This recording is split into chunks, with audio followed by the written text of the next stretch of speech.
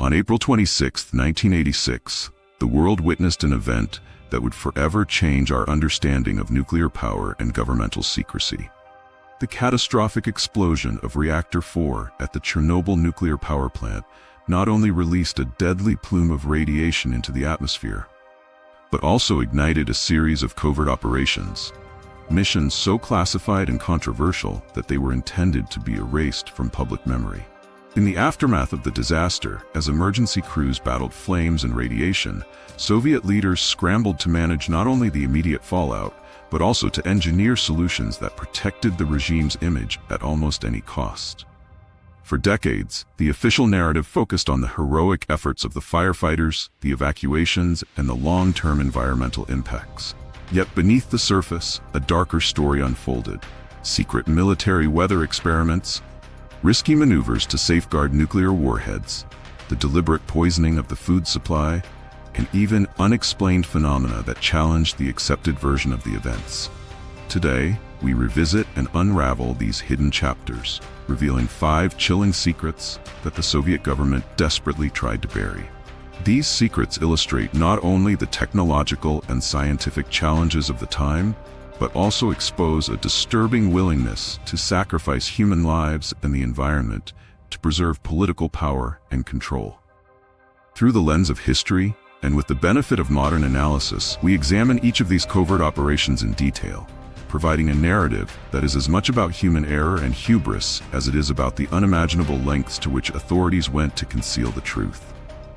1. Operation Cyclone. Forcing the heavens to weep. In the chaotic days immediately following the explosion, Soviet officials were faced with an unprecedented threat. A radioactive cloud, laden with deadly isotopes, was drifting inexorably toward Moscow. At a time when the Soviet Union was preparing for the annual May Day parade, a symbol of national pride and political strength, there was no room for public admission of catastrophe. The Kremlin could not allow the populace or the international community to witness the undeniable evidence of a failing state. The classified map that landed on the desk of Yuri Israel, the head of the Soviet State Committee of Hydrometeorology, marked a grim forecast. 2 days after the reactor explosion, the map revealed that the radioactive cloud was advancing rapidly toward Moscow, putting millions of lives at risk. However, the parade was set to occur on Red Square, and canceling it would have been seen as a sign of weakness. A crack in the mighty Soviet facade. Faced with these dire circumstances, Israel made a decision that would forever alter the skies above Eastern Europe. He ordered a covert operation with one simple yet horrifying command: make it rain. The objective was not merely to produce precipitation, but to induce a controlled rainfall that would force the toxic cloud to deposit its deadly payload far away from the capital. Under normal circumstances, Tu-16 bombers were part of the Soviet Air Force's long-range strike capabilities. Now, these military aircraft were repurposed for an operation that blurred the lines between meteorology and warfare. Each bomber was loaded with artillery shells filled with silver iodide, a compound known to act as a nucleating agent, triggering the formation of ice crystals in clouds. As the bombers took off from a Moscow airbase, their mission was twofold. First, they had to locate and intercept the drifting radioactive plume. Initially, they hovered near the smoldering reactor within a 6-mile radius, but the ever-changing wind patterns soon forced them to track the plume over hundreds of miles. In a relentless pursuit, the pilots guided their aircraft into the heart of the contaminated clouds, releasing the silver iodide to prompt the formation of rain droplets.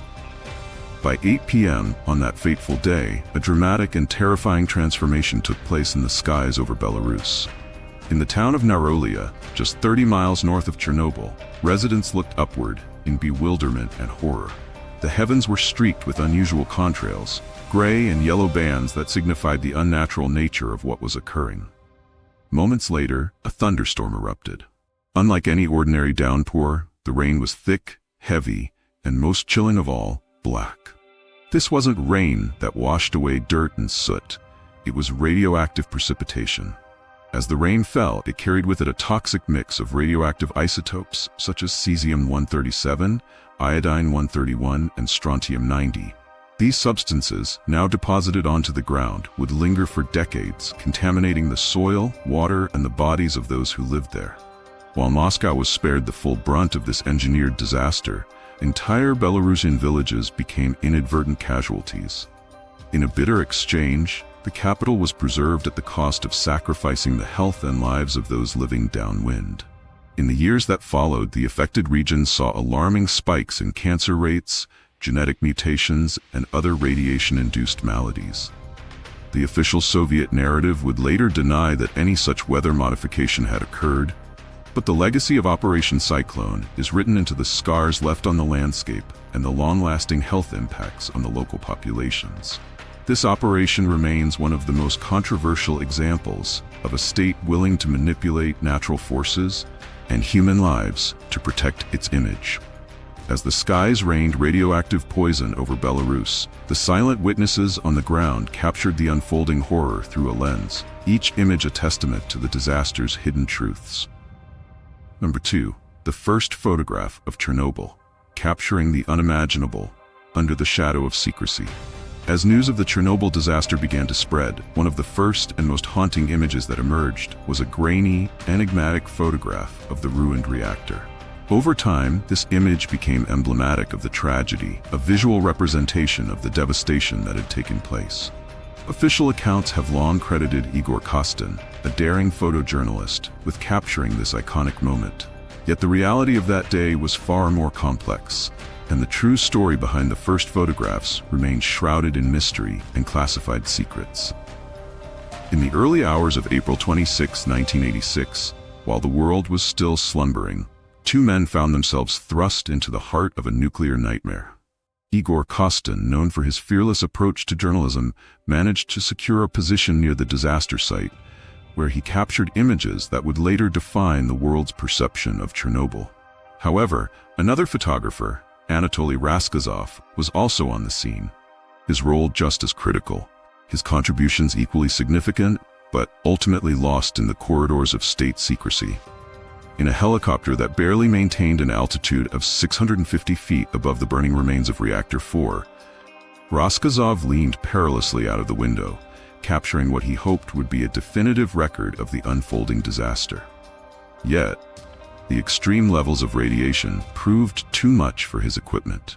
His very first roll of film was rendered useless, completely blackened by the intense ionizing radiation, a stark visual testament to the lethal environment he was forced to endure. Undeterred by this catastrophic setback, Raskazov loaded a second roll of film into his medium-format Kiev 6 camera. With a sense of urgency mixed with the terror of imminent death, he managed to capture several images that, despite the hazy and clouded conditions, revealed the true scale of destruction. These photographs, if they had been allowed to see the light of day, would have provided the world with an unfiltered glimpse into the heart of the disaster. Yet fate had other plans. Raskazov's work, unlike the widely circulated images by Kostin, was not to be seen by the public. Soviet security forces, ever vigilant in protecting the state's narrative, intercepted and confiscated his photographs. Ordered to maintain silence and forbidden to discuss what he had witnessed, Raskazov's images were locked away in classified archives. Over time, these crucial documents of history were either suppressed or quietly reappeared without proper attribution. Kostin's photographs, though celebrated, were only a fraction of what was captured that day. Raskazov's lost images, if released, might have challenged the official account and provided deeper insight into the scale of the tragedy. Instead, the photographs became another casualty of the Soviet regime's relentless pursuit of secrecy, a sacrifice on the altar of state security. In the end, while Kostin's work became iconic, it was marred by the knowledge that a more complete picture had been deliberately obscured. While secret images documented the devastation in the aftermath, a more perilous mission unfolded, a covert military operation to safeguard nuclear armaments from the encroaching fallout. 3. The secret nuclear warhead convoy, racing against a lethal storm. As if the challenge of containing radioactive fallout were not dire enough, a secondary crisis lurked in the shadows, a crisis that threatened to escalate the nuclear disaster into an even broader cataclysm. In the chaos following Reactor 4's explosion, Soviet military planners discovered that several nuclear warheads and tactical missiles were stationed dangerously close to the explosion site. The presence of these weapons, combined with the volatile environment, posed a risk that could not be ignored. 3 days after the explosion, Lieutenant Colonel Viktor Shabanov received orders that would force him and his team into one of the most perilous operations of their lives. Their mission was clear, yet heart-wrenching. Evacuate 3 nuclear warheads and 27 conventional missiles from the vicinity of the disaster before the encroaching radioactive cloud could compromise them. The stakes could not have been higher. Not only did these weapons represent a strategic asset for the Soviet Union, but their potential contamination, or worse, accidental detonation, could have triggered a regional or even global disaster. Under Shabanov's command, a convoy of 30 trucks was assembled. Each vehicle was loaded with highly dangerous and sensitive military hardware. As the convoy set off, its progress was agonizingly slow, barely reaching speeds of 20 miles per hour as it wound its way through the irradiated zone. The truck's exteriors were quickly encrusted with a layer of radioactive dust, and every passing moment brought them closer to an inevitable confrontation with the deadly fallout. The journey was fraught with tension. Soldiers manning the convoy were aware that every minute exposed them to life-threatening radiation. Geiger counters mounted on the vehicles beeped incessantly, serving as grim reminders of the invisible danger that surrounded them. The convoy's route took them directly from the epicenter of the disaster toward Kiev, a city of 2 million residents who remained blissfully unaware of the nuclear cargo rolling past their streets under cover of night. After nearly 14 grueling hours of crawling through an irradiated landscape, the convoy finally reached Borispil Air Base. There, specialized teams dismantled the nuclear warheads and secured the missiles, removing them from the high-risk zone. But the true cost of the operation was not measured in dollars or strategic advantage. It was measured in the lives of those who undertook the mission. Many of Shabanov's men suffered severe radiation exposure, a silent and deadly price that would manifest in untold suffering and premature deaths in the years to come. This covert operation was never publicly acknowledged. The suffering of the soldiers who carried out the mission was swept under the rug, their sacrifices hidden behind layers of state secrecy. Their ordeal remains one of the most tragic examples of how a government, in its relentless pursuit of strategic advantage, is willing to risk the lives of its own people, even as it manipulates the narrative for the sake of national image. Even as soldiers risked their lives to secure dangerous weapons, another equally unsettling crisis was taking shape in the corridors of everyday life, the dark saga of contaminated food coursing through the nation's railways. For the meat train, a dark chapter in the Soviet food supply chain. In an ironic twist of cruelty and bureaucratic negligence, the Soviet response to the Chernobyl disaster extended far beyond the immediate handling of nuclear fallout. In a desperate bid to manage the widespread contamination, Soviet authorities devised a plan that would leave a lasting stain on the nation's food supply and on the lives of countless ordinary citizens. In the aftermath of the explosion, the radioactive fallout had rendered vast areas around Chernobyl uninhabitable. Livestock, cattle, sheep, and other farm animals, grazing in these contaminated zones absorbed dangerous levels of radiation. Faced with the practical impossibility of letting these animals die naturally in the fields, Soviet officials decided to round up as many as 50,000 heads of livestock as possible.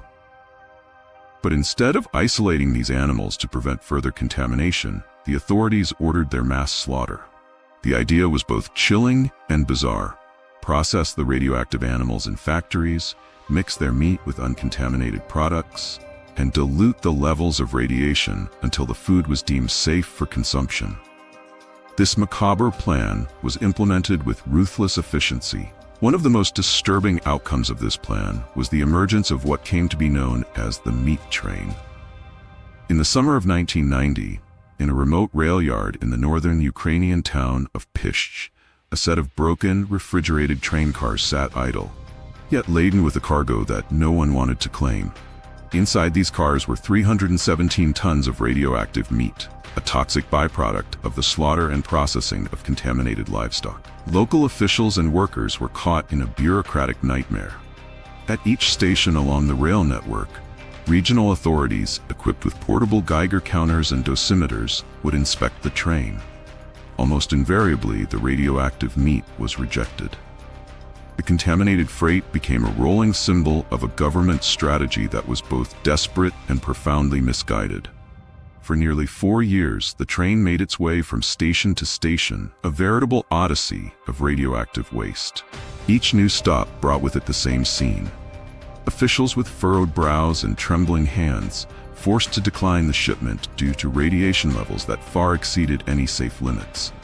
The meat was neither consumed nor safely disposed of. It was simply passed along, an endless loop of bureaucratic neglect. By 1990, as the refrigeration units on the train began to fail, the KGB was forced to intervene directly. In an effort to finally remove the radioactive meat from public view, they arranged for the train to be driven to a remote area in Belarus. There, in a grim display of state expedience, workers dug a long, cement-lined trench and buried the contaminated cargo deep underground.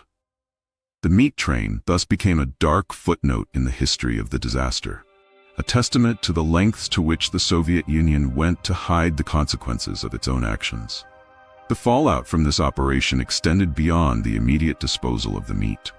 The tainted food had already reached countless tables across the countryside, exposing ordinary citizens to a cocktail of radioactive isotopes. The long-term effects of consuming such contaminated meat have been linked to a range of health problems, including increased cancer risks, immune system disorders, and genetic defects that have plagued communities for generations. From the grim journey of radioactive meat to the eerie spectacle in the night sky, the disaster's mysteries deepened, hinting at a phenomenon that challenged every conventional explanation. Number 5. The blue flash, an ominous signal from the heart of the reactor.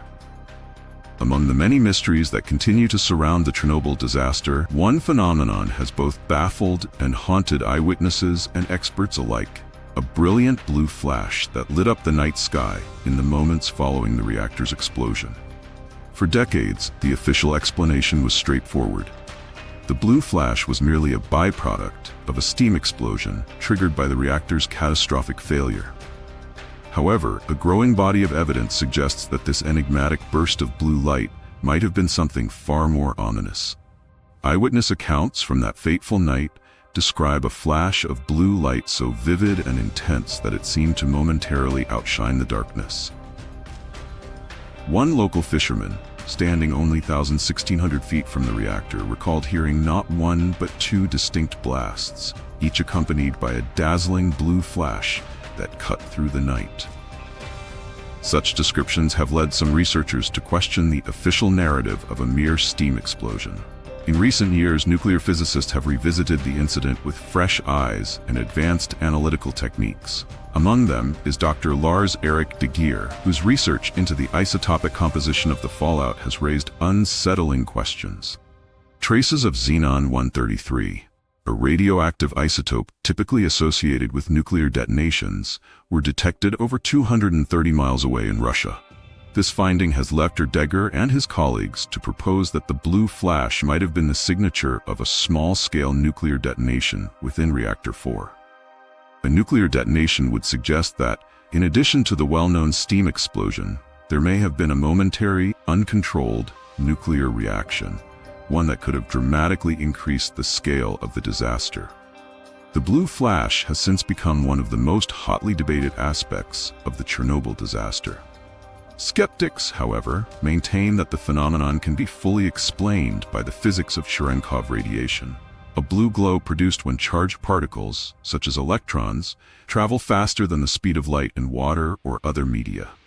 What remains indisputable is that the blue flash added another layer of complexity and mystery to an already catastrophic event. It served as a haunting symbol of the unknown and underscored the challenges faced by scientists and engineers in deciphering the true sequence of events on that fateful night. Even as debates continue, the blue flash endures as a chilling reminder that, Sometimes, nature reveals truths that defy conventional explanation.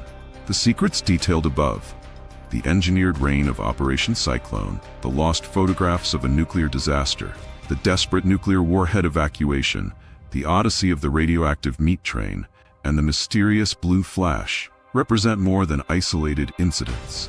They are intertwined chapters of a larger narrative that exposes a government willing to bend natural laws and human decency to maintain its power. These covert operations illustrate the tragic intersection of science, politics, and warfare. In each case, state officials and military commanders took extraordinary measures to control outcomes, often at the expense of human life and environmental integrity. The lengths to which the Soviet Union went to conceal the true impact of the Chernobyl disaster are a stark reminder of the dangers inherent in unchecked governmental power and secrecy. History has a way of repeating itself when its darkest lessons are forgotten. By bringing these hidden chapters of the Chernobyl disaster to light, we honor the memories of those who suffered and remind ourselves of the ethical responsibilities that come with wielding scientific and political power. In the end, the legacy of Chernobyl is not solely one of radiation and ruins. It is a story of human error, hubris, and the immense cost of government secrecy.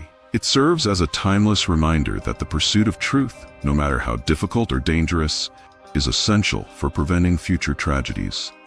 We owe it to the victims, the whistleblowers, and the countless individuals whose lives were irrevocably changed by these events, to never let the truth be buried again. History, when examined without fear or prejudice, reveals lessons that must be heeded. The secrets of Chernobyl, its engineered rain, lost images, nuclear convoy, toxic meat train, and the enigmatic blue flash, demand our attention. They call on us to question official narratives, to seek out the hidden truths, and to ensure that the sacrifices of the past illuminate a path toward a safer, more accountable future. As we close this extensive exploration of the Chernobyl secrets, let us remember that the past is not a distant, forgotten era, but a living reminder of our duty to confront the truth, to honor the memories of those lost, and to prevent such tragedies from ever recurring.